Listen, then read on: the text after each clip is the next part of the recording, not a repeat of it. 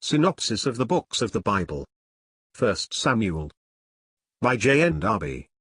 All Scripture is given by inspiration of God, and is profitable for doctrine, for reproof, for correction, for instruction in righteousness, that the man of God may be perfect, thoroughly furnished unto all good works. 2 Timothy 3 verses 16 and 17. Synopsis of the books of the Bible. By John Nelson Darby. 1 Samuel, chapter 7. Samuel, the meeting point of Israel and God.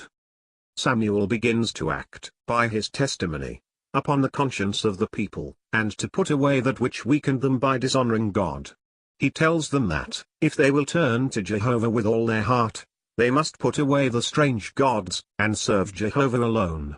A mingled worship was intolerable. Then would Jehovah deliver them? The prophet Samuel is now the meeting point between the people and God. God now acknowledges him alone. The true place of the ark. The ark is not found again in its place until the king chosen of God is established on the throne. It is only placed entirely in God's order when the Son of David rules in peace and in strength at Jerusalem.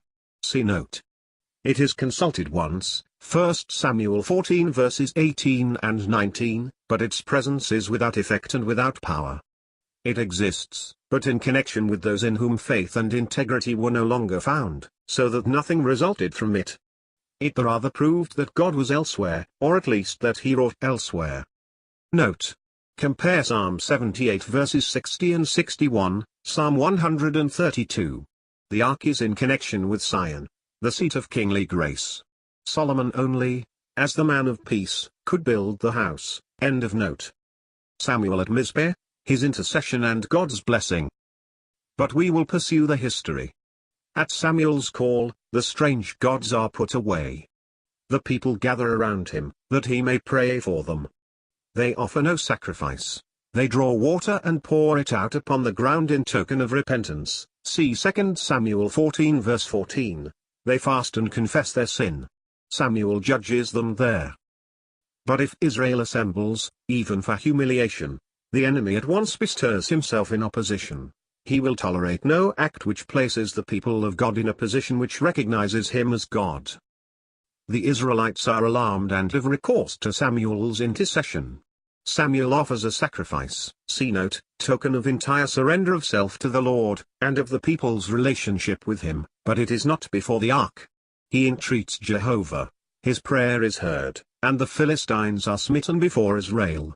And it was not an exceptional case, although they lost nothing of their formidable character, or of their hatred for Israel. Samuel brings down God's blessing upon the people, and the hand of Jehovah was against the Philistines all the days of Samuel. Note. That is to say, a burnt offering. This is remarkable.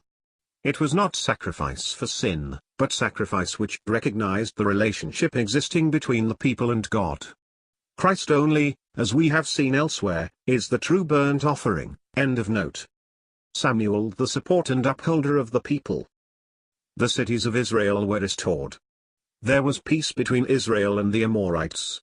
Samuel judged Israel at Ramah and built an altar there.